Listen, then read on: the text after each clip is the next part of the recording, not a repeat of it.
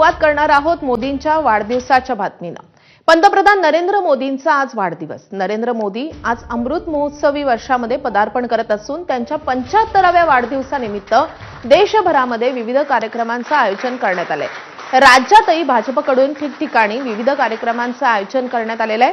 पंतप्रधान नरेंद्र मोदी आज मध्य प्रदेश दौऱ्यावर असून स्वस्थ नारी सशक्त परिवार आणि 8वा राष्ट्रीय पोषण महिना या योजनांसह अनेक विकास कामांचं लोकार्पण आज मोदींच्या हस्ते होणार आहे।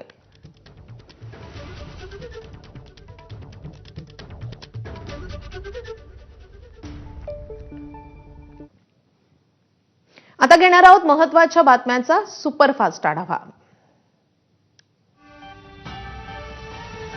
टॅरिफच्या मुद्द्यावरून भारत आणि अमेरिकेतील संबंधांमध्ये सध्या तणावाचं वातावरण आहे। मात्र असं असतानाही अमेरिकेचे राष्ट्राध्यक्ष डोनाल्ड ट्रम्प यांनी पंतप्रधान नरेंद्र मोदींना फोन करून त्यांच्या 75व्या वाढदिवसाच्या शुभेच्छा दिल्यात।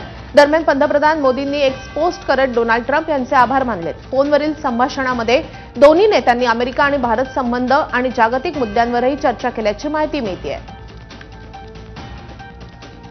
तर पंतप्रधान मोदींनी ट्रम्प यांचे आभार कसे मानलेत पाहूयात।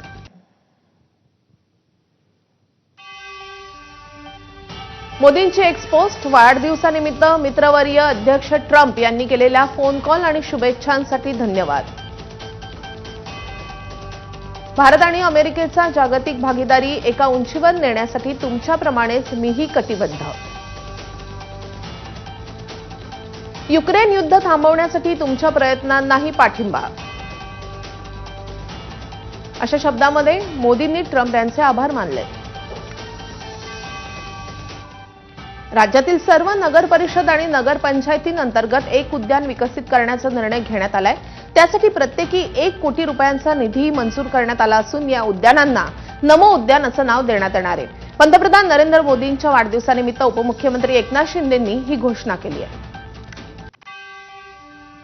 पंतप्रधान नरेंद्र मोदींना वाढदिवसाच्या अनोख्या पद्धतीने शुभेच्छा देण्यात येणार आहेत। पुण्यामध्ये आज संध्याकाळी ड्रोन शोचं आयोजन करण्यात आलंय।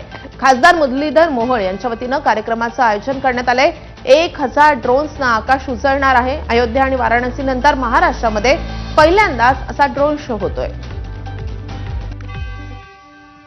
पंतप्रधान नरेंद्र मोदींच्या वाढदिवसानिमित्त शिंदेंच्या शिवसेनेकडून देखील विविध कार्यक्रमांचं आयोजन करण्यात आलेलं आहे। शिंदेंच्या शिवसेनेकडून मुंबईतील सीएसएमटी स्थानक, चर्चगेट स्थानक आणि मुंबई सेंट्रल स्थानकासह अन्य काही महत्त्वाच्या ठिकाणी मेगा रक्तदान शिबिराचं आयोजन करण्यात आलंय। शायना एनसी यांच्याकडून रक्तदान शिबिरांचं आयोजन करण्यात आलं असून उपमुख्यमंत्री एकनाथ शिंदे देखील या शिबिरांना भेट देणार आहेत।